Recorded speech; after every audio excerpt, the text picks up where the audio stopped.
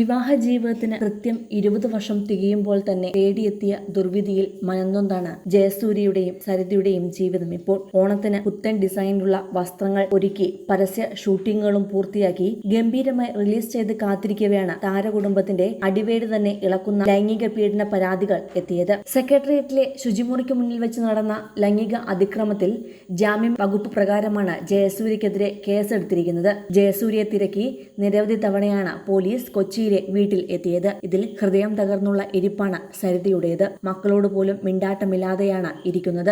ഇത്രയും വർഷങ്ങൾ ഒരുമിച്ച് കഴിഞ്ഞിട്ടും ഭർത്താവിന്റെ ഇത്തരം സ്വഭാവങ്ങൾ തിരിച്ചറിയാൻ ഒരു ഭാര്യയ്ക്ക് കഴിയാതിരിക്കുമോ എന്ന ചോദ്യമാണ് പല സ്ത്രീകളും ചോദിക്കുന്നത്. ഒരുപക്ഷെ ഭർത്താവിനോടുള്ള അമിതമായ വിശ്വാസമായിരിക്കാം സരിതയെ ഇത്തരത്തിൽ കുഴിയിൽ ചാടിച്ചതെന്നും പറയുന്നുണ്ട്. അതേസമയം വളർന്നുവരുന്ന 2 മക്കളും സിനിമയിലേക്ക് തന്നെ ചുവടുവെക്കാൻ ആഗ്രഹിച്ചവരായിരുന്നു. സിനിമയിലേക്കുള്ള അവരുടെ വരവ് പോലും ഇപ്പോൾ അവതാളത്തിലായിരിക്കുകയാണ്.